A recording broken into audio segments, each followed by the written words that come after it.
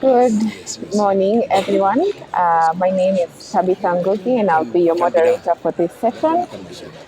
So, perhaps before we jump into today's theme, which is education in the future now, we could start with a round of introductions with the gentleman on my left. All right. So my name is Steve Karesho. I'm the general manager for Tier Data Limited. Tier Data Limited provides the technological backbone for a lot of solutions, and one of the solutions that we provided technology for is local learning. Okay, and then the gentleman to my right. Introductions, please.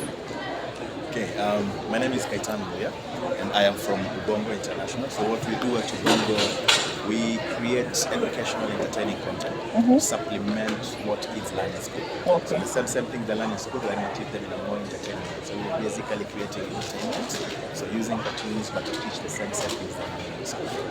Okay. Last but not least. Thank you so much. My name is Stephen Odur.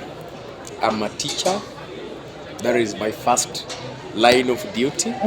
The others come in like mentorship. I work here in Nairobi. I teach junior secondary, but I'm trained to teach high school English literature. Okay. So pleasure to be here. Okay, great. Let's get started. So we all know technology has advanced significantly and continues to wow us. Every day we wake up, there's some sort of something has changed, and we are left wondering. So we, as the people who are in education, one, are we moving at even relatively the same pace? If we are, is education still doing what it was meant to do? And with that comes the challenges that we are all trying to address within, as Kenya first and then Africa as a whole. So perhaps I could start with you. What role do you see yourself playing within the conversation of big data and where we are meant to be headed in education? Where do you see, what is the biggest role you see data playing with an impact on learning outcomes? All right.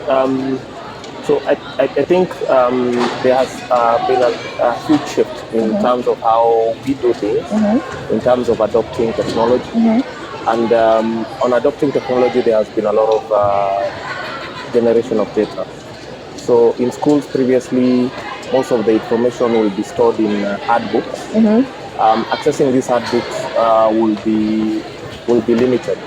So with now the fact that we can now be able to convert all these books to ebooks, we have a lot of data access, and that enhances efficiency in terms of who can be able to access this data.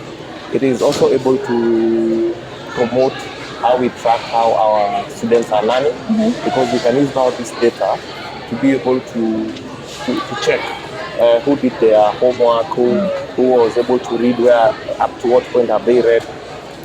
So the adoption of data, especially in the learning circle, is going to improve how the learners are actually able to learn.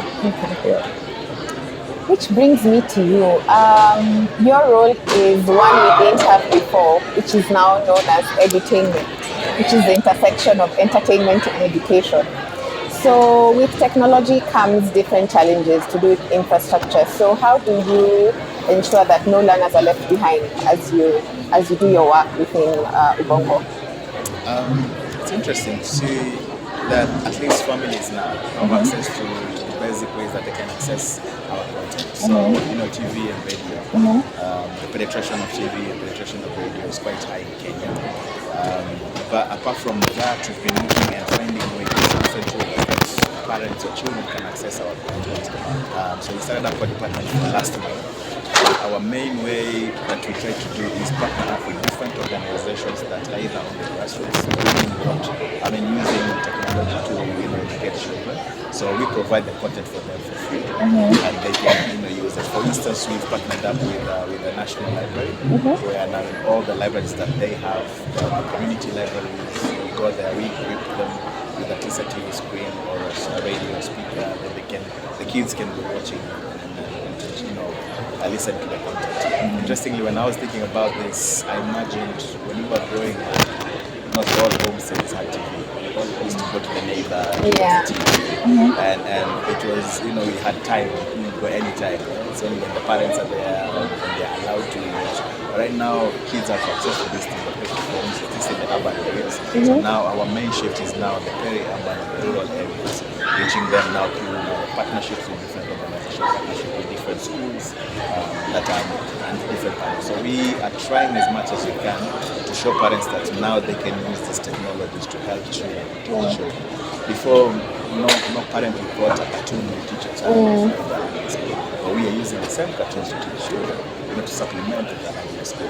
So there's that shift. So we are trying, first of all, to change the mentality of the parent. The other day I had a conversation with my father. He asked me, so you still doing cartoons? To him it hasn't registered that this can be It doesn't make sense. It doesn't make sense. So that shifting of that mentality from the parents, and now they can allow the children to watch the content. 1, 2.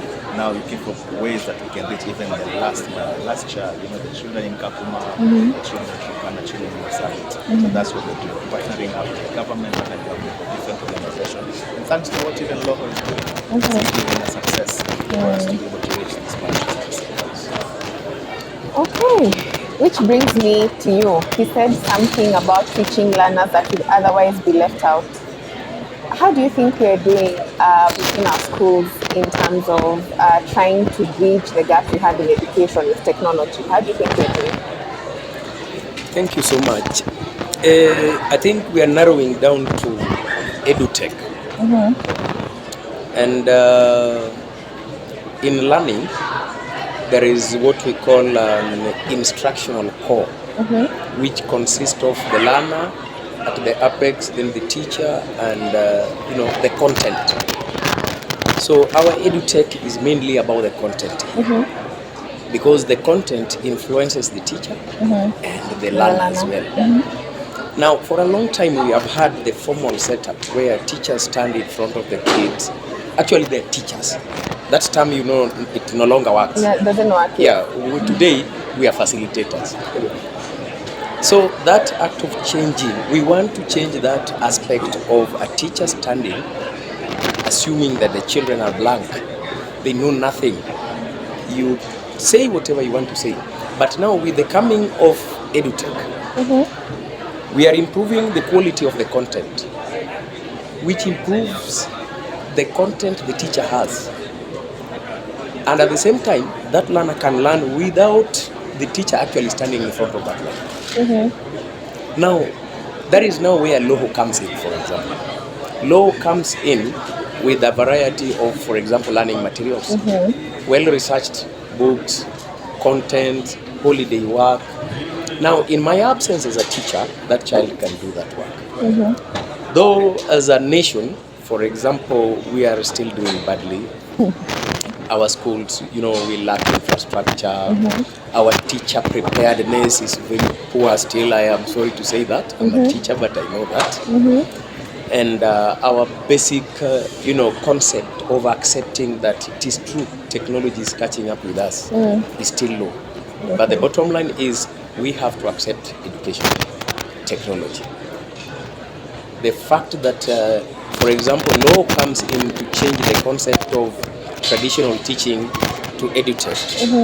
That one changed the content and hence change those two.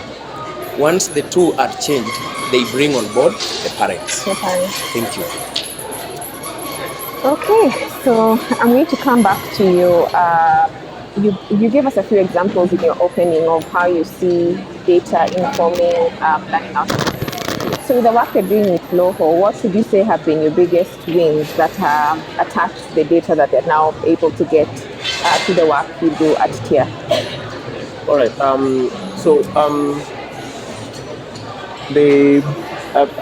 As what Steve has just described, that the teacher currently is now a facilitator, meaning that the learners actually are able to access that data on their own, and the way we present that specific data. So, for example, if it's the content, it provides a guidance in terms of the different things that a learner can be able to do. So, one of the biggest wins I can talk about is on things like interactive a learning session with learners. So a learner on their own can be able to go through a book, and as they are going through that particular book, they'll be able to access videos, they'll be able to access interactive questionnaires, which will, or even things like gamification, which the learners can be able now to play with those particular elements within the local app. And through that experience, they're able now to more or less learn on their own. And then the teachers, on the other hand, are able now to see how these particular learners are learning. They're able to know who's a slow-paced learner, because the data that is being collected on how these particular learners are learning is able to provide analytical reports that are actually helpful to the teachers, to the parents, to all the stakeholders within the learning environment. So over and above the analytics that we are able to provide, the interactive sessions that we're able to provide within a learning environment are the biggest wins I can talk about. And from a technical standpoint, what challenges do you see with you trying to integrate with school systems as they exist, or with edtech products as they are being created right now? Is there enough interoperability to where you feel like you're able to seamlessly integrate, or do you feel like there are still gaps where that's concerned? All right. So I think there's a whole way, or we can call it a shift in terms of the adoption of technology, and we have different edutech products that are out there that more or less complement each other. And the integration of this particular edutech product makes it even, it's more like creating a super app, for lack of a better word, or a super book, where you can find your videos, you can find all these interactive questionnaires, you can find I recently saw we are working with people who are doing a very interesting calculations, an app that does calculations. So the integration, the interoperability for the integration is there. There are still gaps in terms of because everyone is developing on their own silos, and then now we are meeting in the middle. But I've seen a lot of engagement going on within the edutech circles, and there's a lot of integrations going on. So publishers, content providers are coming together, and then these all the telcos are also being able to provide things like data. So there's a lot of integrations and partnerships that are currently going. Speaking as a parent now, we are trying to get our children away from the screens, even though the screens have a lot of opportunities. So what you bring for us is taking them from the Roblox and the other things that they would be doing to ensuring that the time that they are on the screen is actually beneficial to them. But what has been your struggle? How's the struggle been with parents trying to convince them that now there's a shift, and I promise you these kids are actually learning. It's not just games. How, especially within the African context, talk to me about the challenges where parents are concerned and sort of adopting the new mindset, which is basically the future now. Yeah, I think the biggest challenge is convincing the parents to shift their mindset, to change from them believing that, when you're growing up, being told if you watch a lot of TV, you get spoiled. Yeah, your eyes. Yes. And given during that time the technology we had, maybe we have closed the situation. But then with time, the new TVs you have, they have those screens are made that cannot affect. But at the same time, apart from that, we're doing a lot of workshops and a lot of educational practice. So we are training teachers, we're training parents to see, even though we are giving content, we don't want the child to spend a lot of time watching. So the way we've created our contents are just, we've created them into 30 minutes blocks. So a parent can let the child watch just one 30 and that's enough. They've learned a whole topic, they've learned a whole, if it's additions, it's subtraction, it's counting of, 3-digit numbers. So and that 30 minutes is enough for the child to learn something for the day using the screen. And tomorrow they can learn something else. So we are teaching parents even how to use technology to even control what the kids are watching, the time they're spending watching. And even Google has created applications, or even other organizations have created applications that the parent can remotely control what the child is doing on tablet. They can switch it off, they can monitor what they spend time with YouTube. So the applications are installing out. If they want to install new applications, they can accept or deny the child. So those are the type of education we're trying to share with the parents, showing that these are the things you can do. Some things that we've done of late is we've realized many parents are using these gadgets, so phones, tablets, TV, as a way to entice kids to do things. So a child wants to be fed, they cannot eat until they're in front of what to eat. Are you judging us? I feel like you're judging us. So now we're trying to help them see that no, this is not right. So although we're using the same technology to supplement your child, there has to be a limit. And there has to be a way that you are controlling this.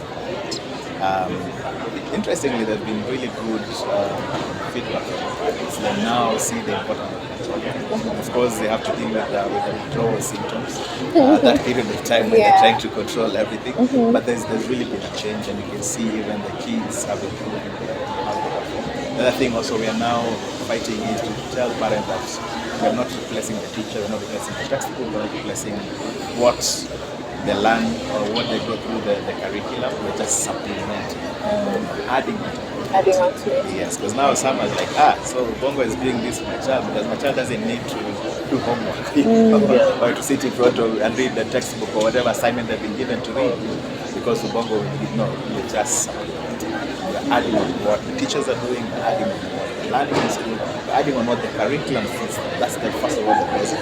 We're just doing the Okay, I've heard you. We shall stop as parents using it as a carrot. Please eat. If you don't do that, I will not let you watch the.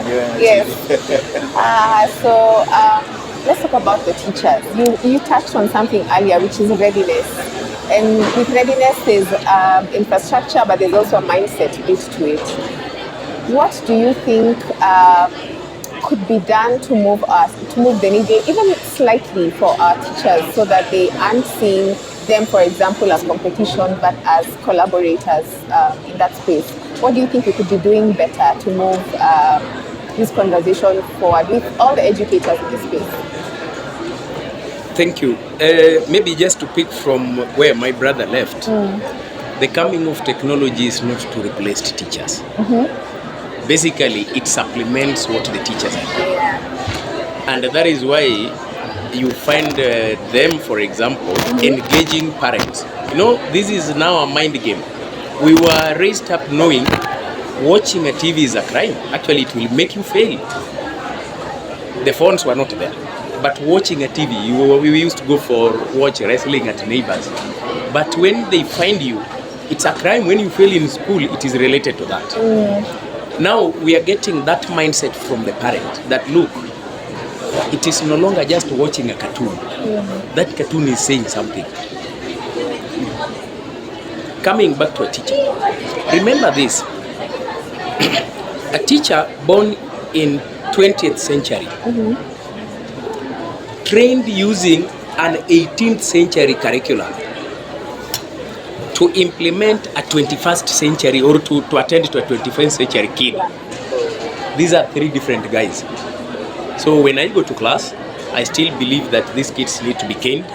Too much watching of the phone is a crime.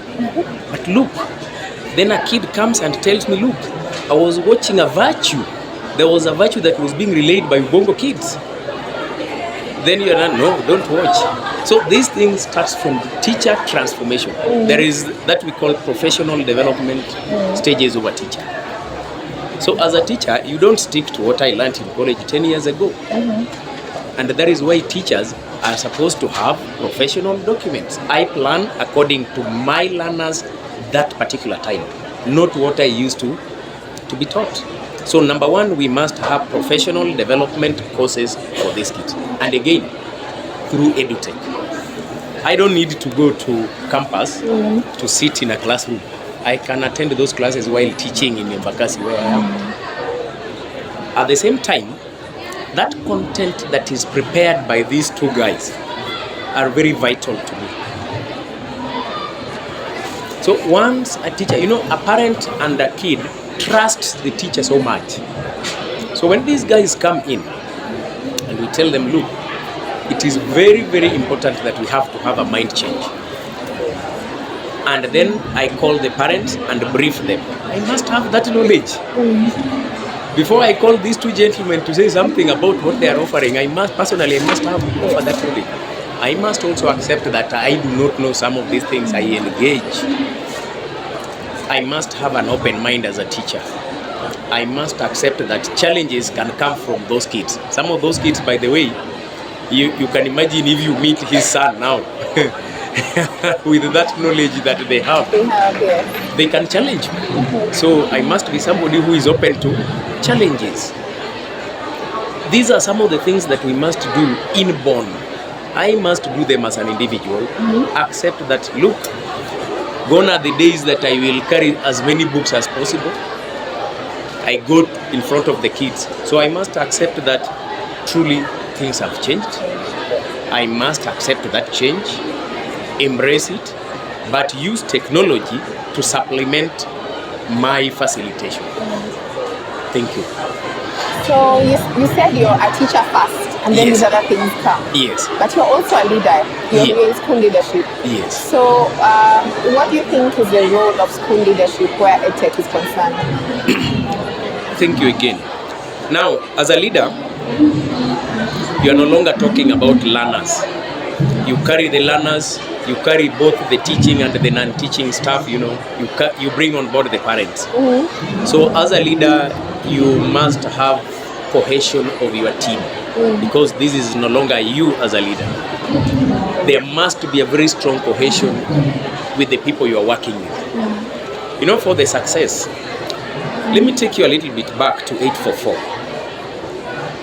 844 was a very, very good system of education. But in between, we actually watered down what those guys wanted. Because you look at the history of 844, it wanted the best. The agriculture, the art and craft, all those things were there. Then we narrowed down to competition. Now we killed the skills at the expense of money. So we wanted to know who will be number one in Kenya. Whether those kids know the skills or not, nobody cares. So long as my school is number one, that is what matters. So coming to CBC, a competence-based curriculum, which requires this skill. So as a teacher, engage all the stakeholders, bring that cohesion on board. Number two, I have my teachers working. Do they have knowledge on what we want to do? Yes, I have a vision. Do they even understand my vision? Meaning, I have to continuously engage my teachers in developments that are taking place. That one I have to do. If I don't do, they will embarrass you. There was a time where I work, we were being taught, by that time we were doing, CBC was in initial stages. And then we were asked a very simple thing. We want you to go to your email and then store your documents in the email. We were staff of around 28. It was very embarrassing because the director of the school was present. All of us could not do it. All. Now all 28 of us. When was this? How far back? CPC just came in around 2013, 2012, 2013. So before that, there were preparations that were being made. So we are preparing. Next year, we are starting. So you're saying around 2012? 2012.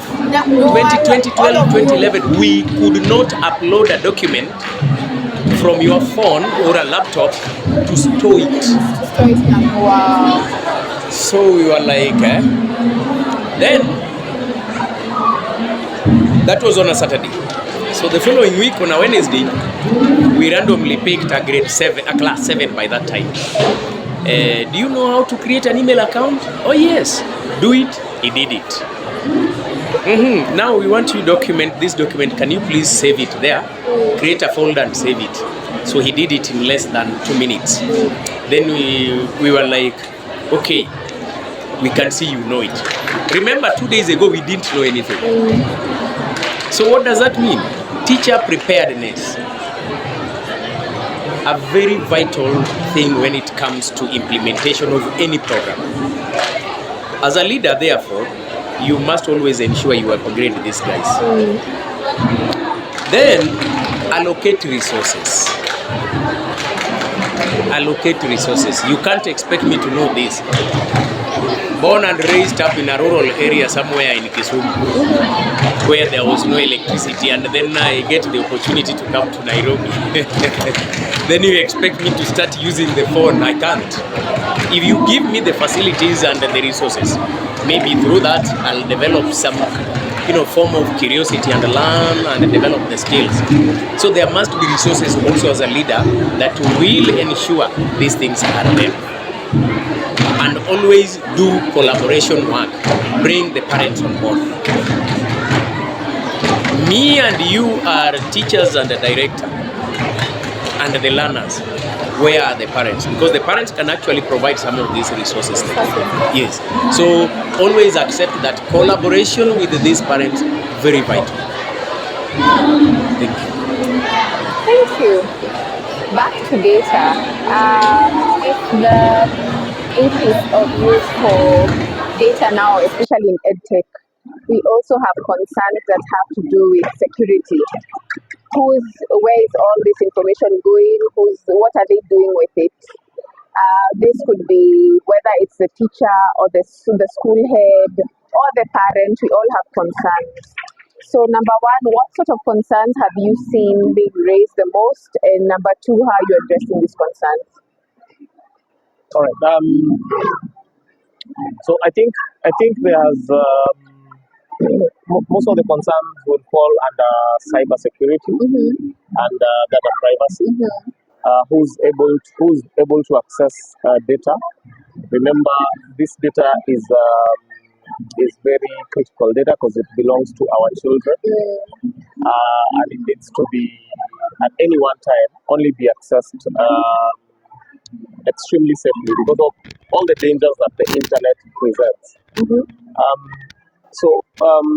Those particular concerns have been covered very well in what we call cybersecurity and data privacy, where it's not a requirement, not only a requirement, it's actually a responsibility by each and every single stakeholder who's going to come across this specific data. So you'll have stakeholders like the teachers will access what we call PII or private information. These are the names, ages. You have the performance, the analytics about how these students are performing in class. You have all that data that is coming together. Then you have all these EdTech providers also being able to view and see this specific data. So first of all, there has been a lot of improvements in terms of data privacy laws within the country. There has been a lot of cyber security. So in terms of ensuring that data is protected, I think the number one thing is adopting and ensuring that any of the stakeholders, whether it's schools, whether it's the EdTech providers, who are now referred to as data handlers, have been able to follow the law in terms of data privacy. And there are various laws. There's what we call the Kenya Data Protection Act, and then there's what we call GDPR, which is an EU law that protects us. So if all these data handlers and schools can ensure that they are actually within those specific laws, then there will be a lot of those concerns will be alleviated. The other thing that can actually be done is training, ensuring that a lot of all the stakeholders, whether the teachers or the people in the schools, whoever is coming across this data is properly trained, because the number one way for to handle cyber security is actually cyber security awareness. The training, the people understanding this is how you're supposed to deal with this data. This what we call maybe phishing attacks, and this is how you're supposed to respond. And then finally, it's to have what we call an incident response plan. In case there is a breach, being able to respond as quickly as possible, because that now helps in terms of ensuring that if there is any risk, it can be able to be solved at that particular level. So, with the advancement that technology has brought to education, and specifically in Kenya, we've seen a lot more data handlers or edtech startups come up in the space. Yeah. And because a lot of them are running a very tight budget trying to get off the ground, one of the things you'd probably see they're not paying too much attention to is how they're handling data. Yeah. So what do you think are the, so say a product, an edtech provider comes to my school and I'm a teacher, what do you think are the basic minimums they should have in place to ensure that the data of the learners is protected? Or what do you think are basic red flags I should be looking out for when we are having this conversation, so that I know that my parents are solid and they're taken care of? All right. So number one will be being registered with the DPO, the Data Protection Office. Okay. They must be registered either as a so within the data handlers, what we call a data controller, Okay. or a data processor. So they must be registered as either, depending on how they're dealing with the data. That registration alone ensures that they will more or less meet the requirements of handling that Okay. specific data. Yeah. The next thing is a bit technical. We will have to go a little bit technical. Okay. It's how are they encrypting the data? So encrypting the data is actually putting that data into some mumbo jumbo that even if someone comes across this particular data, they cannot be able to know what that data means. Okay. So that encryption should be of a particular standard. Okay. And it will apply across all PII, that is personal information, or any information that relates to a learner or their parents or their payments, any information that can actually be used to refer to the learner's data. So that should be very critical. That is the encryption. If they are able to demonstrate that they have done those two, I think you will feel like it's already done. Okay. Back to you, Mr. Kaitan. So talk to me about the role of contextualizing content. Because we all grew up watching cartoons that had nothing to do with anything we could relate to. So the words they were using were foreign, the examples they were using were, I mean, you enjoy it, but there's still some disconnect as far as relating to the content. So what do you think is the role of contextualizing the content that we have as edtech in general for the learner? So I'll think of two things. Number one, children learn easily from what they know to what they don't know.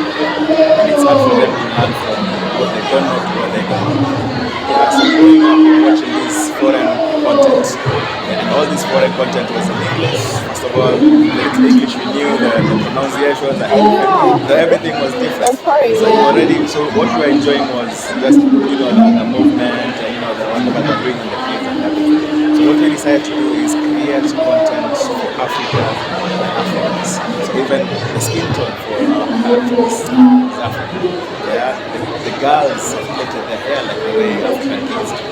Not different from kids from abroad. So So now that first of all creates a good ground for the child. Sees someone they can relate to. That makes them now pull and wanting to watch and see more.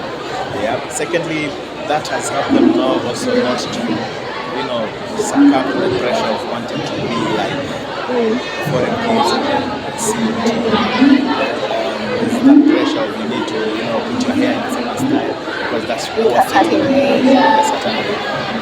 Dress in a certain way in a baggy style.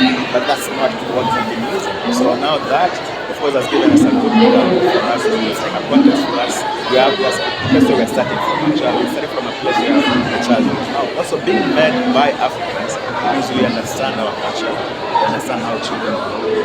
Because we've grown in the same places. So now when we're creating the content, we're doing research, when we're creating the scripts, we're using even examples that make sense. I usually use the example of the alphabets. When you are growing A, B, C, D, a child who is in Niwa or Homa Bay County where I am from wouldn't know what an apple is. They'll come to here and see an apple. I didn't know that. I grew up in Nairobi, and when I had the people from there just know what an apple is, I was like, what? To make matters worse, think of X. You remember what X used to stand for? Xylophone? Exactly. When is the last time you saw a xylophone? Or the first time you saw a The xylophone? first, yes. Yeah. But now, because now we have that context and we are here, we now look for something that Relatable. and for that, then it becomes easy because we're teaching them from something they know to what they know. Second, even language. We are using kids from Kenya, kids from East Africa to record those content. So even their pronunciations, the way they say some words and letters, it's easier for this child to relate to. Secondly, also the language. We try to use languages that are spoken in Africa. For instance, in Kenya, you can content even Luo and Kikuyu. So we're teaching them this is a cup from a Kikuyu. Yeah, so English become a second language. We're teaching them a second language, not using it to teach them English. So that has also helped us to be able to reach as many kids as possible and help them achieve that. So apart from that, we've done a lot of testing to understand what the content is. So from time to time, like right now, we've partnered up with Sarah to do a research and study to understand what influence our content might have. And this has helped us now to improve and tweak content that will make sure that the kids are learning. And so those are two things I would think. First of all, the language, and second of all, also having us making content for African kids by Africa, it makes it easier for them to learn and understand what they do.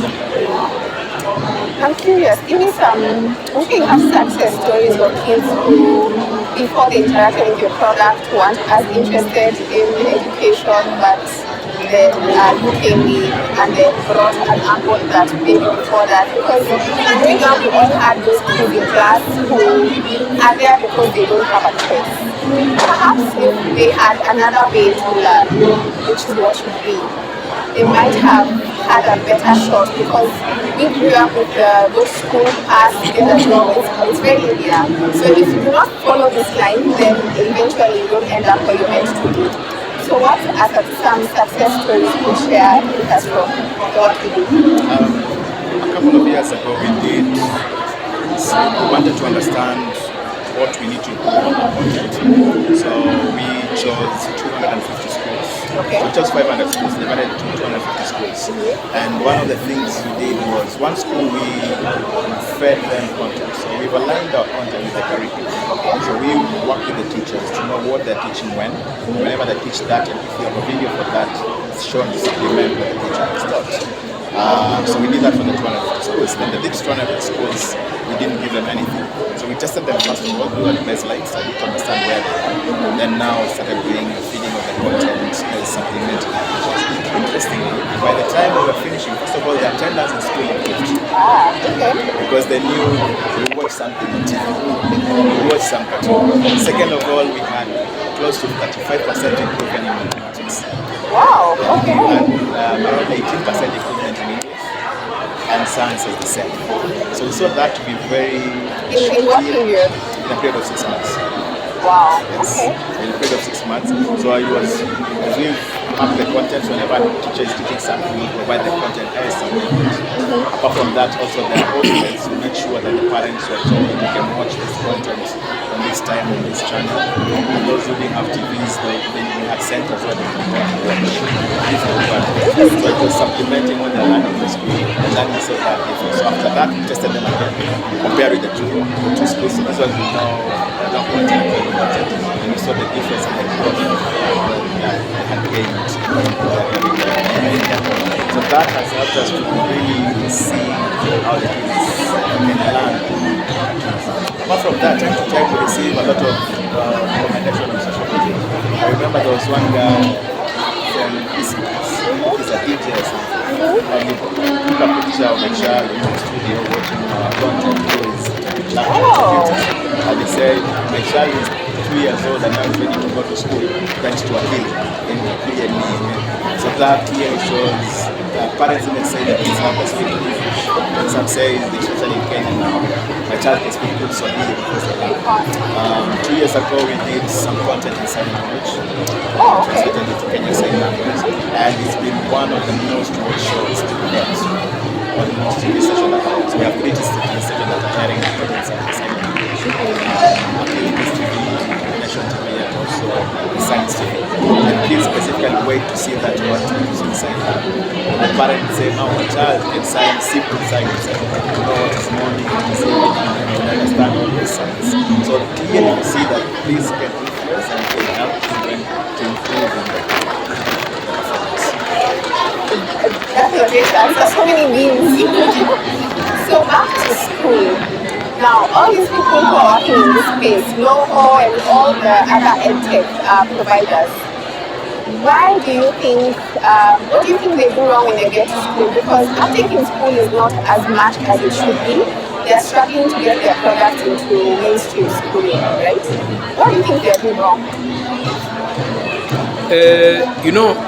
One of the problems we as a country now faces is that we more or less took too much time praising our academies at the expense of our public schools. Reason, the academies have facilities and all that. So you find that some of the edutech companies that are coming in to bridge the gap that is created, they'll just have to go to the academies, you see. Now, we have a very big percentage of our learners in this nation in public schools because of one way or the other.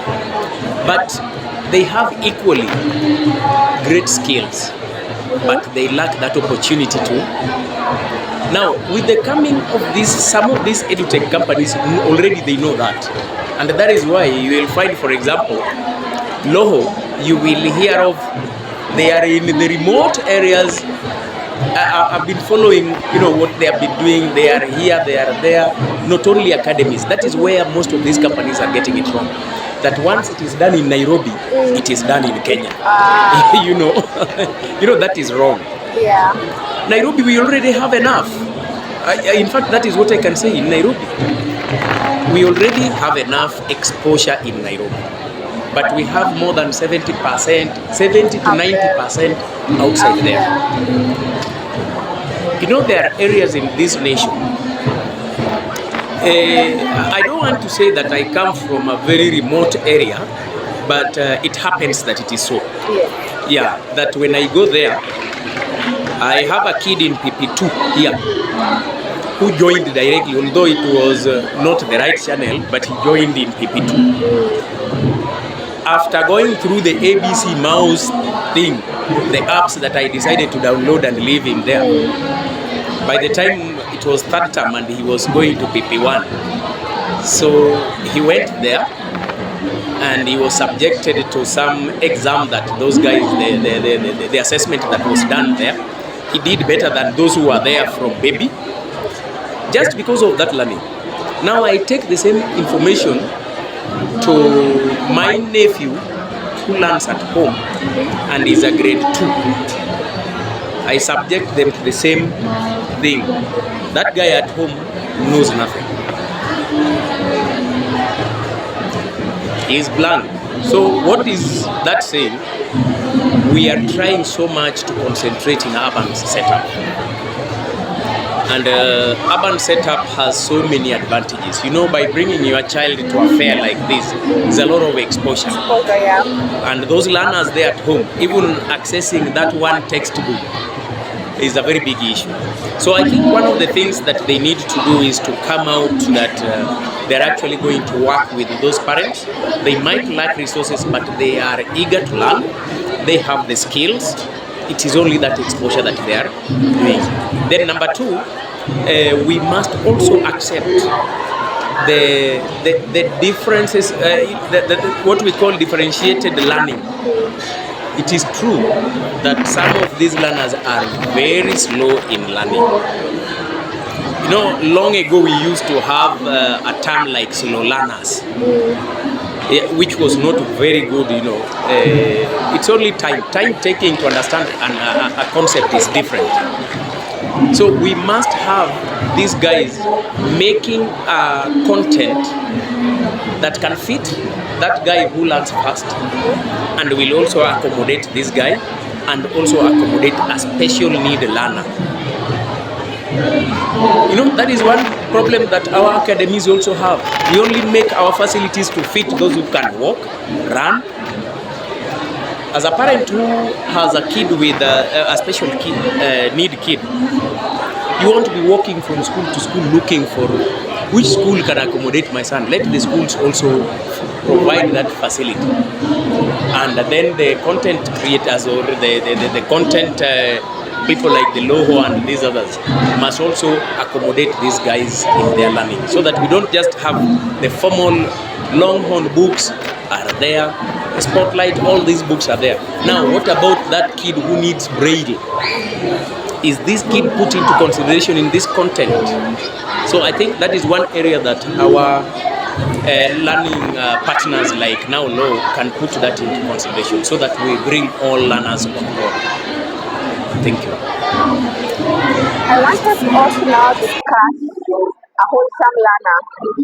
We all do different things in our different spaces to ensure that the learner that we have isn't just great at math and English, but also has the skills that would enable them to function in the future, the world that we all, whether we want it or not, are going to be part of. So I want us to go around sort of talking about the role we are playing in creating a wholesome learner, in whichever way that may be, and how you even look at a wholesome learner from your perspective. So let's start with data. All right. So I think a wholesome learner is there will be quite a number of few definitions about a wholesome learner, and especially coming from the different knowledge or skills that we have. For me, a wholesome learner would be someone who is able to do adaptive learning in different contexts. So from the classroom, they're able to learn while they're out there in the field, at home. When they do their trips, their tours, they're still able to learn. And so if you become a wholesome learner, I think the thing is you never stop learning, even as we are still learning. Even today, I think I've learned a lot of things depending on the speech that I know. Yeah. So the role that we are playing as tier data and Loho, together with all the other tech providers, is pushing the screen time to actually add value in the learning process of this particular learner. We would call ourselves teachers because we are taking content done by the teachers who or people who have the educational background. It's only that we are assisting that those professionals be able to now present their content and also take time in the screen time of this particular learner. That's not going to change. I think our children will still be at the screen. I like what he said that when there was TV in class, the numbers for the attendance went up. So if we can be able to improve that, if my my son or my daughter or the kids in my school actually learning as they are handling the gadgets, or it's more efficient to learn in class using the gadgets. I think that will be a role that we want to play. Got it. You, what's a wholesome learner, and how are you ensuring we have wholesome learners?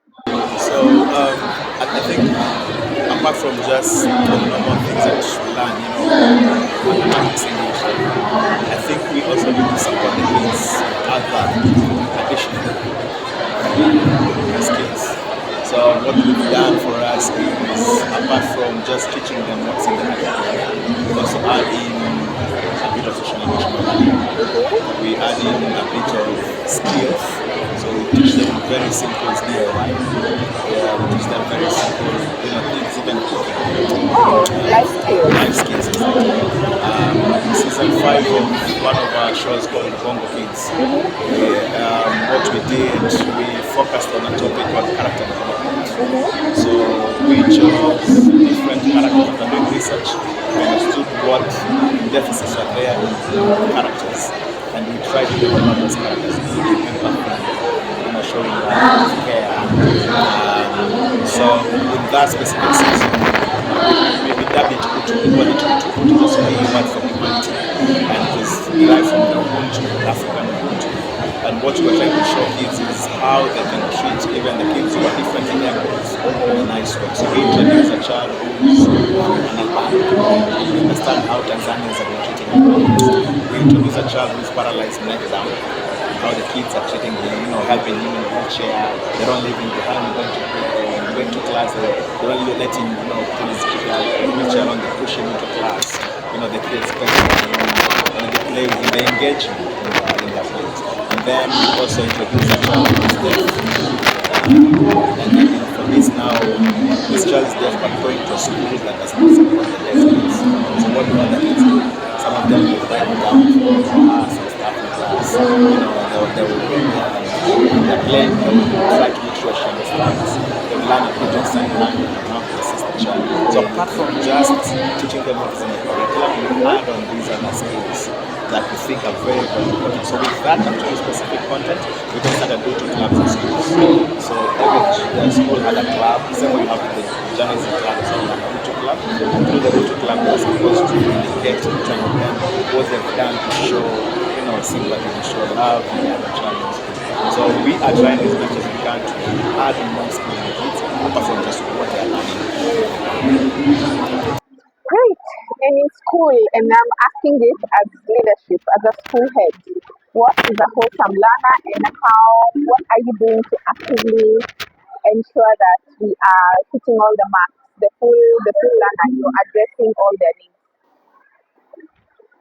One of the reasons for transforming or changing our curriculum from 844 to CBC was a very good one, because we wanted not a marks-based kid that you get 400, you go to Alliance. Yeah. You get 200, you go to that rural school. Yeah.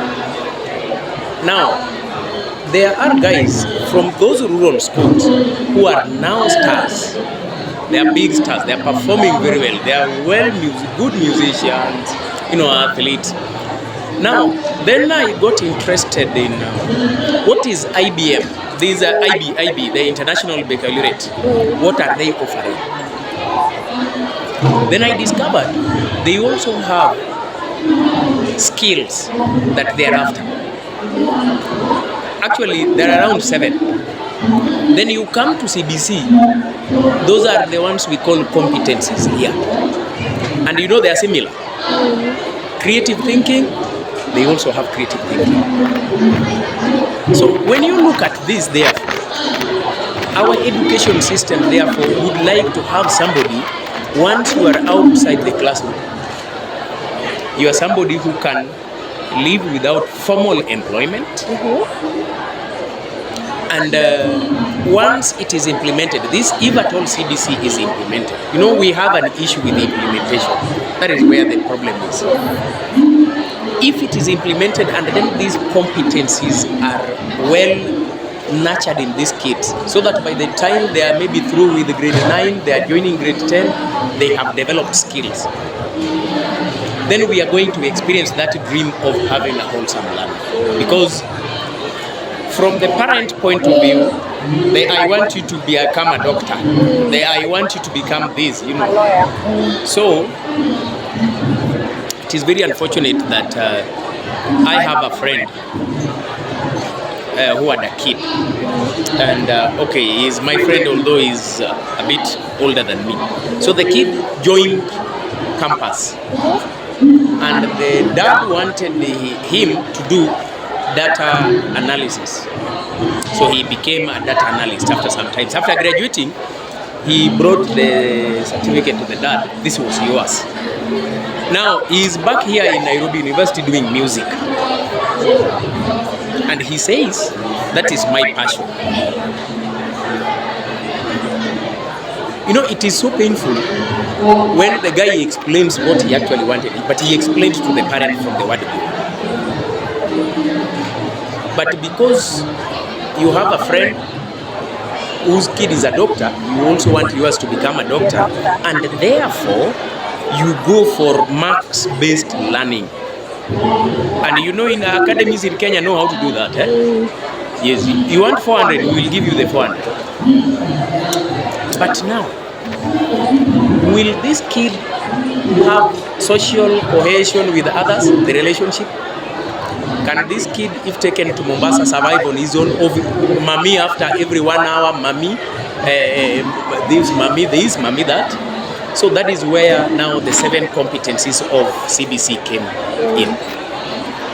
So we would like to have kids leaving our compound with us teachers knowing very well that whoever we have released to the community is a wholesome guy, a child who can serve that community. And that is why we have community learning today. Entrenched in our curriculum, there is community learning. There is citizenship. You know, the biggest part of our political problem is on the stereotypes we were brought up with, that we believe. How about this guy knowing that I'm a Kenya first, I was born in Kenya and I'm a Kenyan. Leave these other things, I'm a Kenyan first. That kind of citizenship, we are now nurturing it as the child lives. Then we bring in now the aspect of global citizenship. You know, we have had issues to do with our brothers and sisters going to work abroad. And either unfortunately, they lose their lives there, or they are brought back. How many of our teachers, I don't want to talk about other professionals. How many of our teachers graduated with first class and they can't deliver in the classrooms?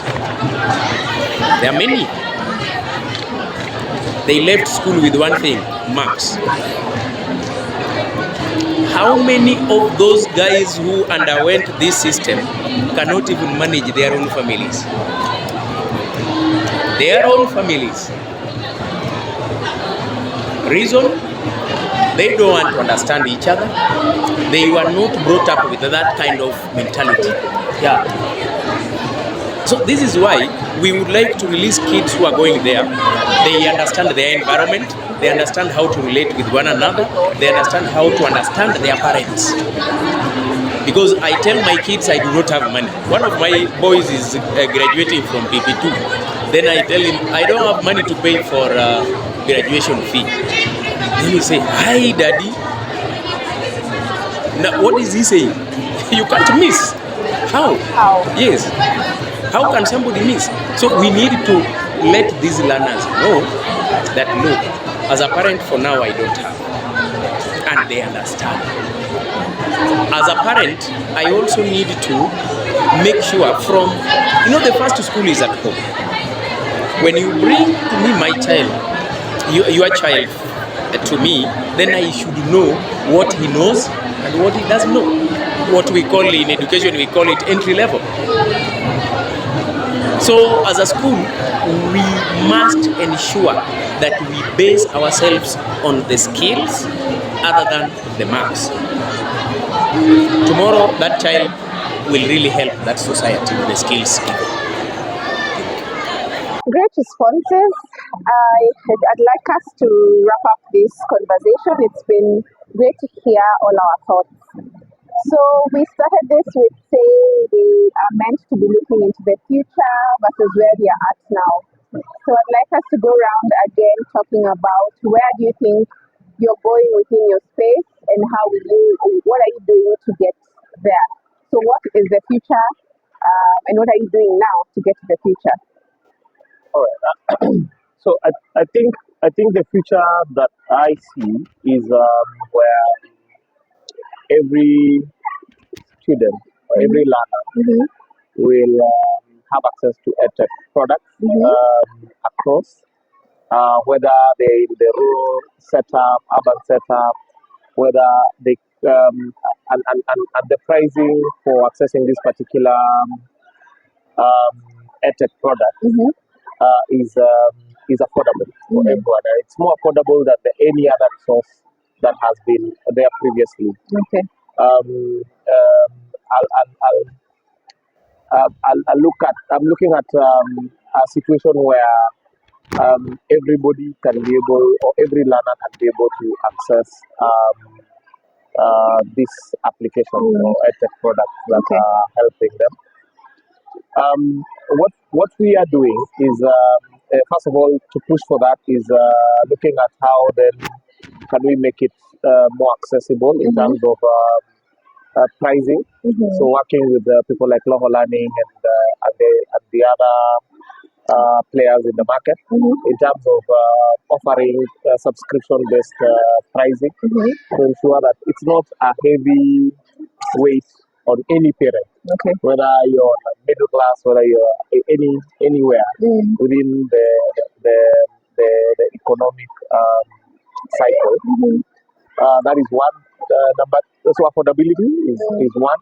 Number two is accessibility.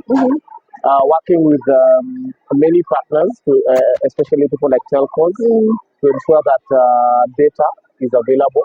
And if there are those remote areas, like Steve talked about, how then can they have offline access in terms of all these products that are being developed?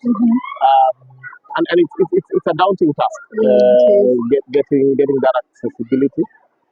And then finally, just to ensure that we adopt new technologies. There is a whole talk about artificial intelligence and what artificial intelligence is going to do. But in the context of learners, how then do we adopt all these new technologies, be able to help to ensure that these technologies actually help the learners become better prepared for the future that we don't know of yet. Where AI will be a major item. Yeah, so that's why we see ourselves playing. Great. Bongo, what's the future? What are you doing now to ensure the future is as bright as you envision it?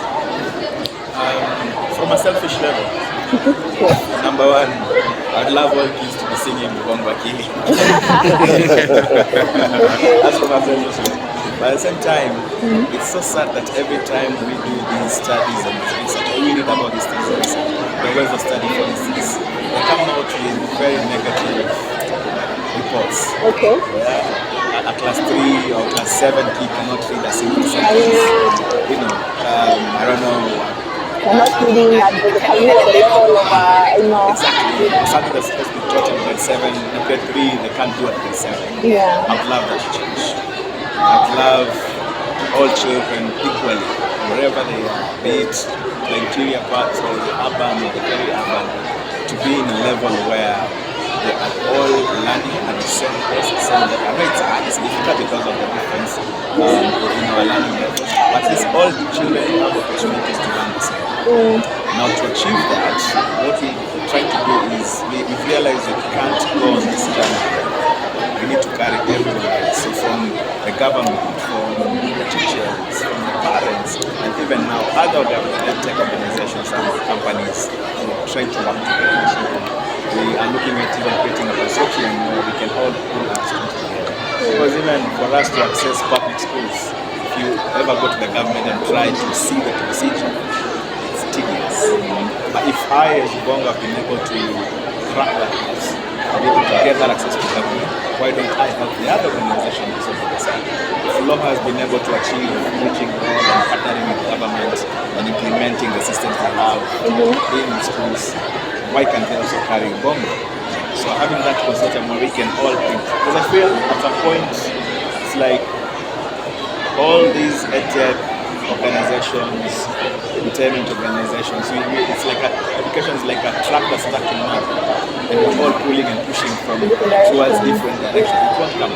If we all push and pull towards one direction, at the end of the day, we will come out of this mud and support our children. And at the end of the day, even though we are looking at children, putting bread on our table, children are the targets. They are the people we want to support. So why don't we pull in all our resources? 20 million kids in Africa, there are so many. We're only reaching not even half of it. We can help all of them. We can work together and make sure all the 20 million plus kids are helped and they access education, access all the resources that are available for the child in Nairobi and the child in Marsabit. Thank you. Last but not least. According to me, I can see the future is bright for Kenyan kids. When we see Bongo and we see Law coming in, and then the quality, what they are airing today is not what they started. Yes. The quality keeps on improving day in, day out. You look at the quality of work that, Loho keeps on updating that the app and the content. But as he was saying, one of the challenges that we have that should be sorted out is a lot of bureaucracy. I'm involved in teacher professional development courses. We are in a group called 1 Million Teachers that trains teachers. It is an online course. Teachers do it for free. So we decided that we are going to register and make it formal. It has been 2 years from one office to the other. 2 good years. And as we are talking, we are still not able to register. Reason, there are a lot of bottlenecks within the Ministry of Education, the government. So, as he was saying, there is something good that is coming from edutech companies. So the government should also accept that these guys are true, they have something good. Let's bring them on board so that we work as a team. Our aim at the end of the day is to ensure a Kenyan child, wherever he is, whether in Mombasa, in Kilifi, in Turkana, wherever he is put into consideration. So that when we harmonize what we are doing, that child who is in Mombasa will equally benefit like the one who is in Nairobi. But you see, there is more of a barrier. As he's saying, it is not easy to access some of our schools. So as even we lash them that they move to the academies, sometimes the academies accept them easily. So that is one of the things that we need to see going forward. We need to do more of collaboration. We need to bring in the government. They need to also join the training. We need to bring parents on board fully.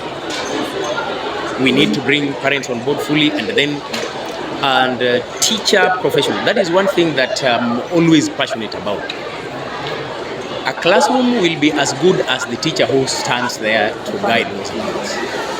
And an informed teacher cannot lead those learners anywhere. So we need teachers, and the teachers also need to take opportunity of those, the opportunities that exist. Let's also, as teachers, take opportunity of the existing situations, the online learning, the available resources created by these edutech companies, so that we update ourselves to update our learners. Let me tell you, the future of edutech is going, whether the teachers will accept to change or not. This is a vehicle course, and it is going nowhere. And let nobody think that sooner things are going to change to accommodate us who are still lagging behind. No. The train has left the station and it is going. So it is up to the teachers to catch up with that train. Thank you. Great. So it's interesting that I've asked you all different questions, but the theme is the same. One, no learners left behind. So inclusivity and accessibility, whether that has to do with living Nairobi, like you said. So for my edtech providers out there, like he said, if Nairobi Sikifika, the fact that you're in Nairobi schools does not mean you're in Kenya. So it's to go out there and ensure we are leaving learners behind, whether that's learners that have special needs or their parents as well. I think it's been key to hear you all say that ensuring that the stakeholders are speaking to each other ensures that this bus is moving towards the same direction. So that's going to be it for me. Thank you for listening, everyone. We are happy to listen to your thoughts. Asante sana.